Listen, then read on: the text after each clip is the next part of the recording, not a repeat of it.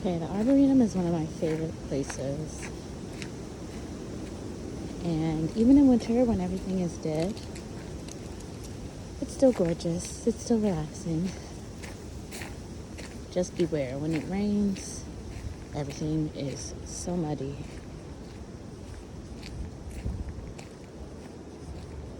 There's usually so many turtles and frogs here. So the question is, where do turtles go when it's cold outside? Are they just under the water? Do they burrow? I need to Google this.